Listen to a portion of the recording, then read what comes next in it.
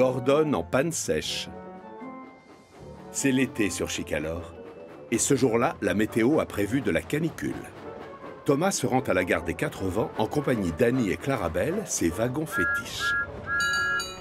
Le gros contrôleur lui a confié pour mission de s'occuper du train local sur la ligne principale.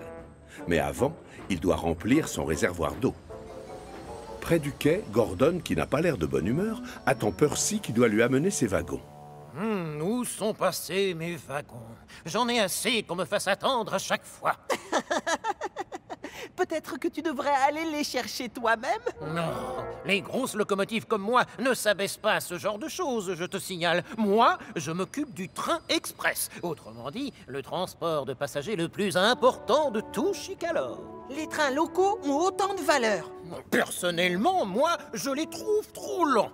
Ils sont obligés de s'arrêter à toutes les gares, alors que l'express, lui, ne fait halte que dans les grandes gares de l'île. Ça change tout. Mais voilà Percy qui arrive enfin avec les wagons de Gordon. Thomas avance jusqu'au château d'eau pour faire le plein avant de repartir. Attention, laissez passer l'express. Un peu plus loin, Paxton redescend de la carrière de la Montagne Bleue avec un chargement de grosses pierres. Il est loin de se douter que Gordon roule sur la même voie, mais dans l'autre sens. Le signal passe au rouge juste au moment où Paxton se rapproche dangereusement de l'aiguillage. Vite, Paxton, freine! L'express passe avant tout! Une grosse pierre se retrouve projetée dans les airs et atterrit lourdement sur la chaudière de Gordon, qui est obligé de s'arrêter. Pardon, Gordon, tu n'as pas trop mal? Tu as une grosse bosse sur le flanc, ça va aller? Mais oui, Paxton, je vais bien. On n'abîme pas une belle et grande locomotive telle que moi aussi facilement. Tu devrais quand même aller faire un tour chez Victor. Non, je refuse. Tu sais, je suis pressé. Le train express ne doit pas être en retard. Et hop, le voilà qui repart. Vous connaissez Gordon. Quand il est comme ça, impossible de le faire changer d'avis. Pourtant, 5 minutes plus tard, sa chaudière commence à avoir sérieusement soif. C'est très étrange. Je croyais avoir fait le plein d'eau avant de partir. Il aperçoit alors un château d'eau juste devant. Je ferais bien de m'arrêter là pour faire le plein. Mais les passagers ne sont pas du tout du même avis. Ils ont peur que le train prenne du retard. Du coup, Gordon redémarre à toute vapeur sans remplir son réservoir.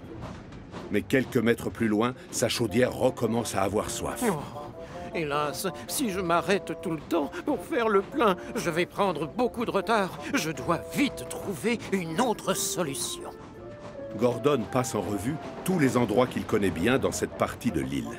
Alors, on a les hangars, les Quatre Vents, Colvert, le Puits Sec, les Marrons, les Grillons, un lac... Oh! En passant à côté du lac, il réalise à quel point il est urgent de trouver de l'eau pour sa chaudière. Sinon, il risque de tomber en panne. Je vais penser à autre chose. Mieux vaut continuer. Ceci est le train express. Encore plus loin, Gordon longe cette fois un ruisseau. Et le clapotis de l'eau lui rappelle qu'il risque la panne sèche. Alors, il décide de siffler pour s'obliger à ne plus y penser. Mais quand il aperçoit un autre château d'eau sur le côté, il sait qu'il doit s'arrêter. Derrière, les passagers sont furieux. Ils croyaient avoir choisi un train rapide, pas un escargot. L'ennui, c'est que Gordon a vraiment besoin d'eau. Son réservoir est presque vide. Allez, reprenez vos places. Je vais rouler super vite, d'accord? Accrochez vos ceintures. Gordon arrive sans encombre à la gare du Puits Sec. Il se gare devant le quai pour que les passagers descendent ou montent dans les wagons. Tu as pris beaucoup de retard aujourd'hui, dis donc. Oh, je sais, mais je vais le rattraper tout à l'heure. Tu vas voir.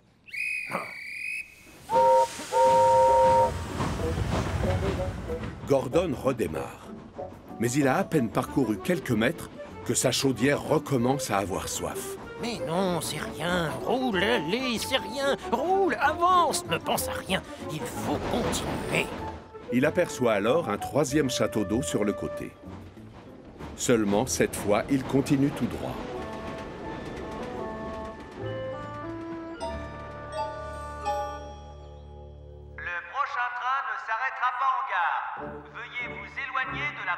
du quai, s'il vous plaît. L'Express passe avant tout! Gordon puise dans ses réserves pour pouvoir avancer à la même vitesse. Allez, accélère! L'Express passe avant tout! Mais comme il n'a plus suffisamment d'eau pour produire de la vapeur et donc faire tourner son moteur, c'est la panne sèche et il est forcé de s'arrêter en pleine campagne. Au même moment, Thomas roule tranquillement en compagnie d'Annie et de Clarabelle quand il remarque des traces d'eau sur le sol. Alors là, je me demande bien d'où ça vient. Il s'aperçoit que Gordon et l'Express se sont arrêtés au milieu de nulle part. Quel est le problème, Gordon? Pourquoi tu t'arrêtes ici? Il n'y a pas de gare. Eh bien, je n'ai plus d'eau, je suis en panne. Ah, je me demande si ta chaudière n'aurait pas une fuite. J'ai vu qu'il y avait de l'eau sur la voie. Une fuite dans ma chaudière, c'est le genre de choses qui n'arrive jamais aux grandes locomotives comme moi. Salut Thomas! Salut Gordon! Tout à coup, Gordon se souvient de l'incident. Ah, la grosse pierre. Mais oui, bien sûr. D'ailleurs, on voit parfaitement le trou qu'elle a fait en tombant. Oh, quelle humiliation! J'aurais dû écouter tes conseils, Paxton. J'aurais dû demander à Victor de regarder ma carrosserie après avoir été cogné par la pierre. Eh bien, oui. Ne t'inquiète pas, Gordon. Je m'occupe de tes passagers. C'est vrai que je roule plus lentement que toi, mais moi, mon réservoir est plein. Si ça t'arrange, je peux te remorquer jusqu'à l'atelier de Victor. D'accord, je ne suis pas aussi rapide que toi, mais je suis super fort. Les passagers de Gordon s'installent donc dans Annie et Clarabelle. Ensuite, Paxton déplace les wagons vides et les met sur une voie de garage. Mais quand il essaie de pousser Gordon, celui-ci ne bouge pas d'un centimètre. Gordon, tu n'aurais pas serré ton frein à main? Peut-être bien. Dans ce cas, desserre-le, ça m'aiderait beaucoup. Comment veux-tu que je te pousse avec tes freins? Gordon est trop fier. Il n'a pas du tout envie d'être remorqué jusqu'à chez Victor. Seulement, s'il refuse l'aide que lui offre gentiment Paxton, il risque de passer la nuit à la Belle Étoile. À contre-cœur, Gordon desserre donc son frein à main. Puis, il laisse Paxton l'emmener jusqu'à l'atelier de réparation. Tous ceux qui voient passer le convoi sont très étonnés de voir Gordon rouler lentement sur la voie principale. C'est tellement rare de ne pas le voir foncer à toute vapeur. Oh, quelle humiliation! Victor a été prévenu et les mécaniciens se mettent tout de suite au travail. 2 heures plus tard, le trou a été colmaté et Gordon est de retour. Bien sûr, toutes les locomotives sont déjà au courant de sa mésaventure et les moqueries fusent de tous les côtés. N'oublie pas de remplir ton réservoir, Gordon. Les chaudières ont souvent soif. Et ne t'approche pas des pierres volantes. Gordon sait qu'on va se moquer de lui pendant longtemps. Mais cette histoire lui aura servi de leçon. Dorénavant, sa priorité, c'est sa chaudière. Flynn déprime. Ce jour-là, Thomas est chargé de faire le tour de Chicalor en compagnie du gros contrôleur et d'une équipe d'inspecteurs des chemins de fer. Parfait. C'est bon, tout est en ordre. Alors maintenant, nous allons au centre de recherche et de secours. D'accord, Thomas? Bien, chef. C'est parti, on y va. Au centre de recherche et de secours, Belle et Flynn attendent de passer l'inspection avec impatience. Regarde! J'arrive à atteindre ce grand arbre sans problème. Et alors? Moi aussi je le touche. Et aussi celui qui est derrière, par-dessus le marché. Oh. Je vous présente nos 2 véhicules de pompiers. Belle et Flynn. Ah, je vois. Les canons à eau de Belle sont directement reliés à sa citerne. C'est très pratique, ainsi que vous venez de le voir il y a 2 minutes. Belle? Désolé, monsieur. Bien. Très impressionnant. Flynn, d'un autre côté, a un réservoir spécial pour approvisionner ses lances à incendie et ses canons. Et, cerise sur le gâteau, il peut à la fois rouler sur des rails et sur la route. Exact. Tenez, voilà comment je procède pour faire l'échange. C'est super facile. Bonne idée. C'est plutôt utile. Néanmoins, j'ai une petite question à vous poser. Vous avez vraiment besoin de 2 véhicules de pompiers? Un seul suffirait, non? Si nous vivions sur une île minuscule, j'imagine que oui. Seulement, moi, je trouve que nous sommes plus en sécurité avec 2. Oui, je vois. Bien pensé. Oh, oh, au travail! La cloche sonne, on a un incendie. Vite, il y a le feu dans une remise près du puits sec. Il faut y aller. Belle met tout de suite le cap sur la gare du Puits Sec. Elle sait qu'il n'y a pas 1 minute à perdre. Mais comme c'est plus rapide d'y aller par la route, Flynn change de roue et quitte la voie ferrée. Super pompier Flynn, à la rescousse! J'avance encore plus vite que le vent! Flynn aperçoit au loin une épaisse fumée noire. Il n'est plus très loin quand tout à coup... Oh non! C'est pas le moment d'avoir un pneu crevé! Pauvre Flynn, ce n'est pas son jour de chance, on dirait. Il est coincé en plein milieu de la route et il ne peut que regarder Belle arriver sur le lieu de l'incendie. En quelques minutes, elle éteint le feu sans l'aide de personne. Sous les regards très impressionnés des 3 inspecteurs. Belle est une excellente recrue pour les pompiers. Je confirme, elle est douée. Bien joué, Belle. Bravo, là tu nous as épatés. On se sent beaucoup plus en sécurité en sachant que tu es là. Arrêtez les compliments, Belle est toute rouge. Vous êtes trop gentil, merci. Flynn, lui, est terriblement déçu. Oh, normalement, c'est moi qui aide les autres et aujourd'hui, c'est moi qu'on doit venir secourir. Je suis désolé, Butch. Allons, n'en fais pas toute une histoire, Flynn. Tu te rachèteras la prochaine fois. Oui, tu as raison, évidemment. Et puis après tout, c'est pas grave un pneu crevé. Je suis toujours Flynn le flamboyant. Quelques jours plus tard, la sonnette d'alarme retentit à nouveau. Oh! Harold a remarqué un début d'incendie alors qu'il survolait la forêt pelée. Belle est prévenue. Non, elle n'est pas là. Il n'y a que toi. Je m'en occupe. Super pompier Flynn, à la rescousse!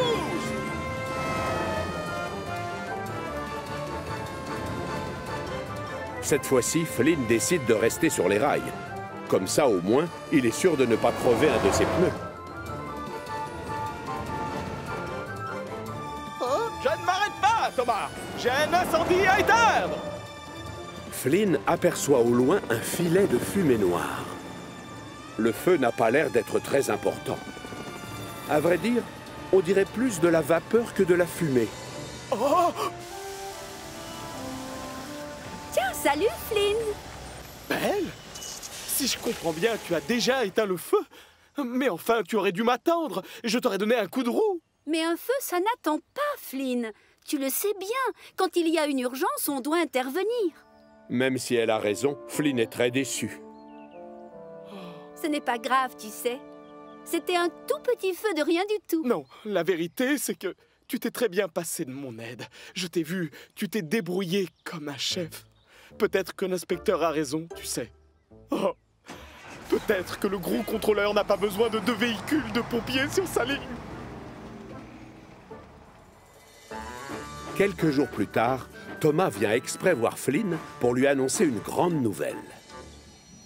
Et voilà, il va y avoir un grand spectacle de feux d'artifice ce soir, là-haut au château des elfes. Et donc le chef a demandé que ce soit toi qui sois de garde au cas où il y aurait un incendie. Tu devrais demander à Belle.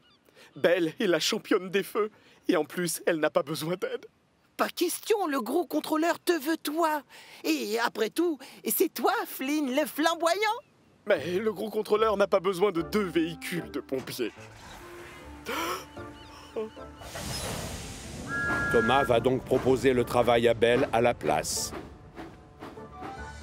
Un peu plus tard, ce même soir, il emmène les visiteurs au château des elfes pour assister au feu d'artifice. Belle est à son poste, prête à intervenir en cas d'incendie. Flynn, en revanche, est introuvable. Il a préféré rester dans son hangar près du centre de recherche et de secours. Et le pauvre a le cœur gros.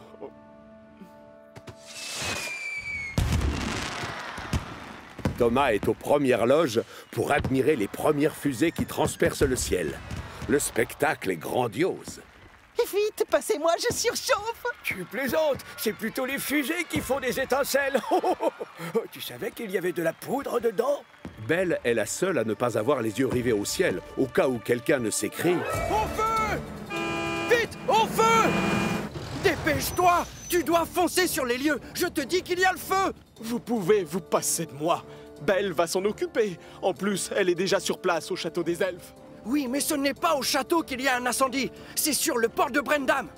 Belle ne peut pas y aller. Elle est obligée de rester au château. Tu en es sûr? Remue-toi, Flynn.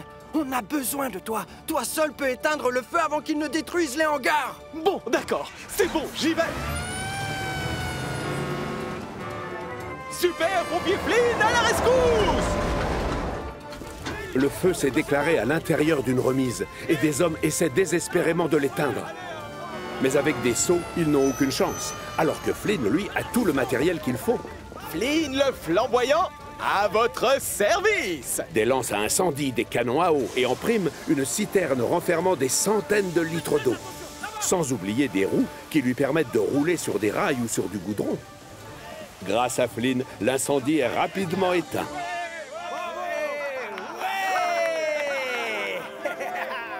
Et c'est avec le sentiment du devoir accompli que notre super pompier rentre chez lui. Pendant ce temps-là, au château des elfes, Belle s'assure toujours du bon déroulement du spectacle. Sur le chemin du retour, Flynn aperçoit les fusées qui explosent au-dessus de lui. Et ça le rassure de savoir que Belle monte la garde au château. Finalement, le gros contrôleur a raison quand il dit qu'on n'est pas trop de deux pour assurer la sécurité de notre belle Chicalor. Absolument. Grâce à Flynn et à Belle, les habitants de Chicalor ne craignent plus les incendies. La grande peur de Salty. Salty adore travailler tout près de la mer. Mais au début, quand il est arrivé sur Chicalor, le gros contrôleur l'avait envoyé à la carrière de Farcar. Et la seule chose que Salty avait sous les yeux toute la journée, c'était de la pierre. De la pierre à droite, de la pierre à gauche, de la pierre partout. Le diesel détestait ça. Salut, Salty! Oh, moi je suis un diesel pour les dockers, Mavis. Et j'ai besoin de vivre près de la mer. Du coup, quand le gros contrôleur est venu lui annoncer qu'il allait le muter sur le port de Brendam, Salty a décrété que c'était la plus belle journée de sa vie. Le port, c'est mon petit paradis, matelot. Le port, c'est mon petit paradis. Ce jour-là, le moteur de Salty crachote encore plus que d'habitude. Dis, tu fais de drôles de bruit ce matin, Salty. Tu es sûr que ça va? Quoi? Pareil à naviguer. T'inquiète pas, Cranky. C'est rien. Peut-être qu'une huître bouge ma vieille cheminée.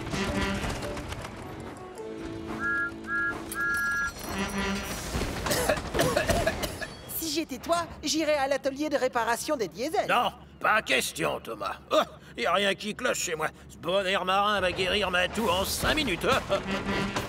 Oh, Thomas a raison. Tu devrais aller voir un mécanicien. Lui te dira ce qui provoque cette toux. Et prendre le risque de me retrouver dans cette affreuse carrière. Oh, non, merci. Salty refuse d'écouter les conseils de ses amis. Il ne mettra pas les roues à l'atelier de réparation des diesels. Quelques jours plus tard, une petite locomotive avec 3 dômes sur le capot fait son entrée sur le port. Tiens, salut, jeune matelot. Bonjour, mon nom c'est Porter. Oh, ravi de te rencontrer, Porter. Et moi, mon nom, c'est Salty. Je suis le diesel docker.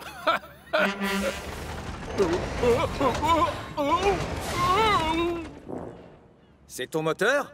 Est-ce que ça va? Pareil à naviguer. Et le tien, il marche bien? Au fait, c'est quoi tous ces dômes? T'as encore plus de boss qu'un chameau. Oh, celui du milieu, c'est pour la vapeur. Et les 2 autres, ce sont mes sablières. Pourquoi on t'a installé tes sablières au-dessus de ta chaudière? Grâce à la chaleur, le sable reste au sec et je peux l'utiliser quand je veux si les rails deviennent glissants. Démonstration!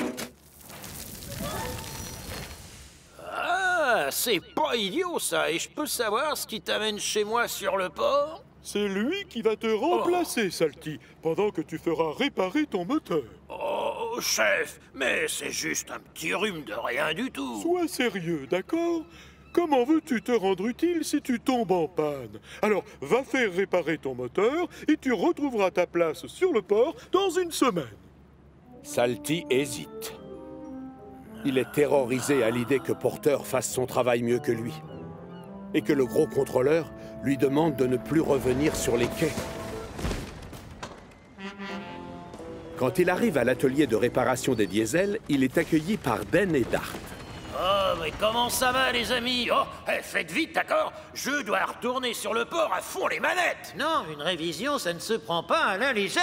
Ce qu'il veut dire, c'est que les révisions de moteur, ça doit se faire dans les règles. Ah non, vous ne comprenez pas, les amis. Le gros contrôleur a engagé un petit nouveau. Et si je ne retourne pas là-bas illico presto, il va me voler mon poste. Et vous savez où je finirai mes vieux jours? À la carrière. Oh. Non, mais ça, ce serait horrible. Toi, tu travailles avec des dockers. Ouais, bien sûr. C'est affreux. Oh. Pendant ce temps-là, sur les quais, Porter impressionne tout le monde par son professionnalisme. En plus, il apprend vite. Et le bois, je le mets où déjà? C'est bidon, je les range où? Il te faut combien de wagons plats? Cranky n'aime pas trop quand on lui pose plein de questions à la fois. Mais il est obligé de reconnaître que Porter est une bonne recrue et qu'avec lui, le travail avance vite.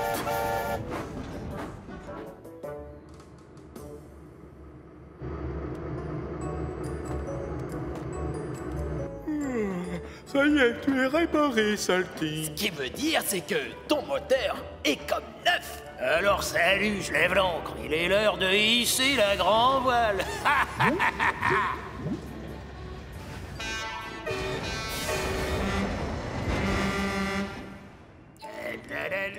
Le port, c'est mon petit port. Salty est tellement pressé de reprendre son poste qu'il ne regarde pas où il met les roues et percute une cargaison d'huile. Doucement les pistons, enfin, Salty. Fais demi-tour, on va t'enlever ces tâches. Non, non, pas besoin de nettoyage, puisque mon moteur a arrêté de tousser. Je retourne travailler avec les dockers. Salty aurait peut-être dû y réfléchir à 2 fois et accepter de passer sous la douche, car de l'huile s'égoutte sur la voie pendant qu'il roule, et forcément, les rails deviennent très glissants. Heureusement, tout comme Porter d'ailleurs, Salty a lui aussi des sablières. Il verse donc du sable sous ses roues pour les empêcher de patiner sur les rails. Au sommet de la colline de Gordon, le diesel aperçoit enfin la mer au loin. Le port, c'est mon petit paradis, matelot. Le port, c'est mon petit paradis. Il est tellement content et pressé d'y arriver qu'il appuie à fond sur l'accélérateur. Oui, moussaillon, c'est moi, votre vieux copain Salty. Ça y est, je suis de retour. Et c'est la catastrophe. Impossible de freiner. Ses roues sont couvertes d'huile et elles glissent sur les rails comme sur une patinoire. Et pas de chance, sa sablière est vide. Le vieux diesel percute un train rempli de rubans et de cotillons. Porter assiste à toute la scène et décide d'intervenir avant que la situation n'empire. Nom d'une encre rouillée. Oh.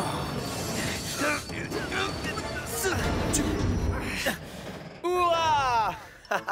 Tu es mignon comme ça, dis donc. Oh, sans toi, je me serais pas arrêté, matelot. Oh, je me suis vraiment conduit comme un imbécile et je sais bien ce que le gros contrôleur va m'annoncer.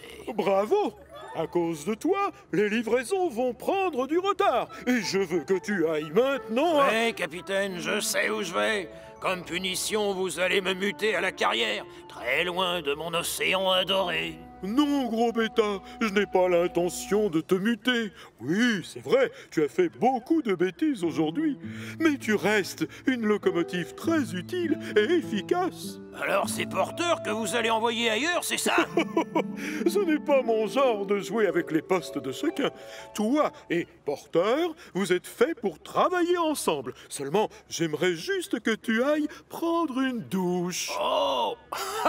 Oui, chef, à vos ordres, capitaine. Et donc, pendant que Salty fait sa toilette, Porteur en profite pour verser du sable sur les rails glissants afin d'éviter d'autres accidents. On n'est jamais trop prudent. Plus le temps passe, et plus Salty apprécie le petit nouveau. Mais ce qui compte le plus, c'est qu'il va pouvoir rester à l'endroit qu'il préfère le plus au monde. Devinez lequel est-ce? Le port, bien sûr. Le port, c'est mon petit paradis, matelot. Le port, c'est mon petit paradis. Assistant de Cranky. Ce jour-là, le soleil brille au-dessus de l'île de Chicalor. Mais sur le port de Brendam, c'est loin d'être les vacances. Le plus occupé de tous, c'est Cranky. Plusieurs bateaux sont à quai et il y a plein de caisses à décharger. Je soulève et j'empile. Ou alors, j'empile et je soulève. Oh, on pourrait faire une pause, non? Oups là! Attention, Cranky! Je fais toujours attention, Thomas! Tu t'occupes de moi, s'il te plaît. Non! Tu vas devoir attendre ton tour. J'ai assez de travail sur les manettes comme ça. Ah. Oui, ça va, c'est bon, j'arrive! Ah! Il a beau y avoir un beau soleil dans le ciel, si Cranky continue à ranchonner de la sorte, la météo risque de virer à l'orage dans très peu de temps. Thomas a dû patienter un long moment avant que la grue ne se décide à décharger ses wagons plats. Il a pris du retard. Et qui est-ce qui va se faire disputer? Enfin!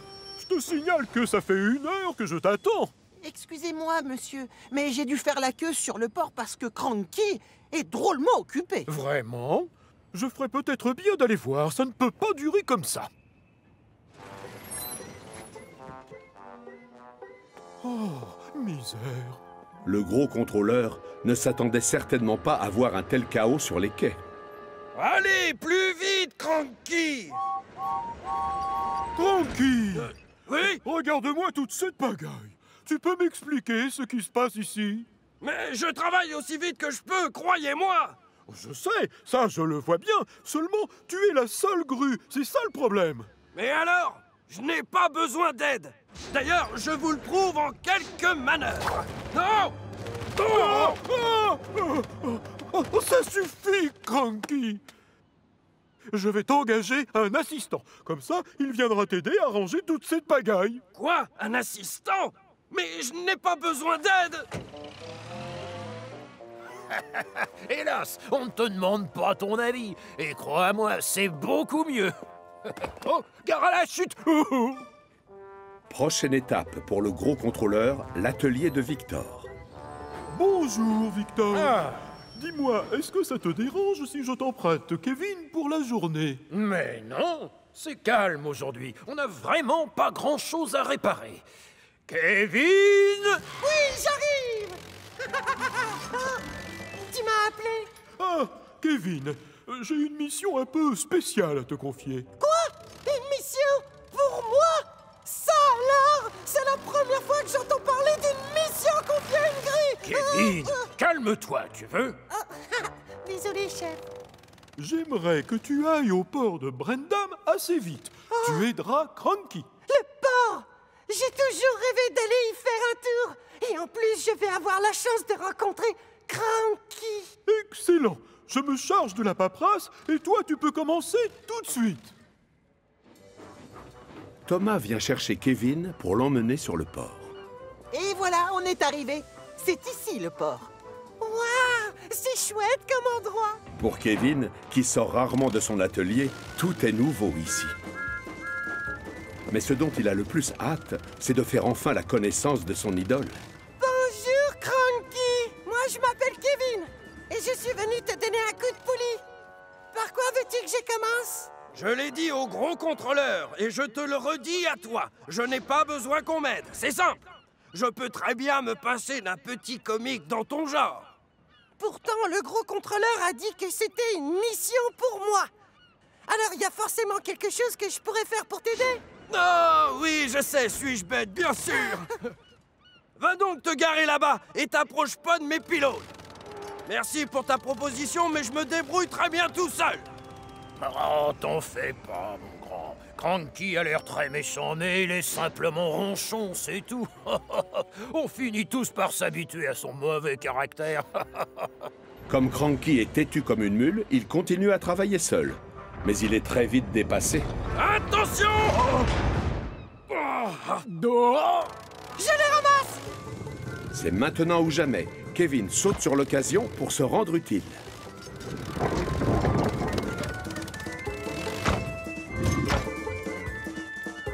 Voilà, ils sont tous là, Cranky. Et maintenant? Cranky devrait lui être reconnaissant, mais au lieu de ça, il est furieux.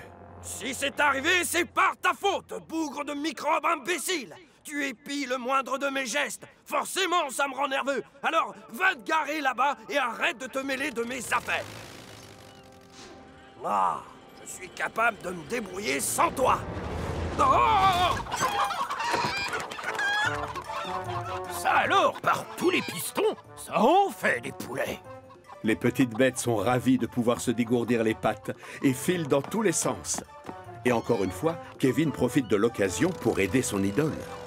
Ne t'inquiète pas, Cranky. Je contrôle la situation. Sans perdre une seconde, il rassemble les poulets devant la cage, comme le ferait un chien de berger avec des moutons. Bien joué, jeune Kevin. Tu es une excellente recrue. Ce n'est pas la vie de tout le monde. Je t'avais pourtant dit de ne pas venir me déranger. Tu n'arrêtes pas de rouler dans tous les sens. À cause de toi, j'ai le tournis. Mais... Il n'y a pas de mais. Va vite te garer là-bas et arrête de fourrer ton crochet dans les affaires des autres. Tu seras gentil. Salut, Kevin. Alors, comment se passe ta journée sur le port? Bah, pas aussi bien que je l'espérais. J'ai l'impression que Cranky ne m'aime pas. Quand on le connaît bien, il n'est pas si méchant. Sous ces pylônes rouillés se cache un cœur d'or. Non! Oh! Et c'est la catastrophe. Kevin hésite à intervenir. Pas de panique, chef! Je m'en occupe! Kevin! Une crue à la mer! À l'aide! Vite! Je lui avais dit de rester tranquille, mais personne n'écoute le vieux Cranky sur cette île. Bien joué, mon ami. Quelqu'un peut-il m'expliquer ce qui se passe? Je t'avais confié une mission, Kevin, et je pensais pouvoir te faire confiance. Mais Je vais te demander de retourner à l'atelier de Victor, et sans trop tarder. Tu ne t'es pas montré très efficace, alors pars! Le pauvre Kevin est désespéré. Il a fait son maximum pour se rendre utile, mais les choses ne se sont pas passées comme prévu. Pire encore, voilà qu'on le punit et qu'on le renvoie chez lui. Ce n'était pas de sa faute en réalité. C'est moi le coupable. Kevin essayait simplement de m'aider. Il est un peu foufou, c'est vrai, mais le travail ne lui fait pas peur. Et d'ailleurs, au final, il est très efficace. Waouh! Cranky m'a fait un compliment.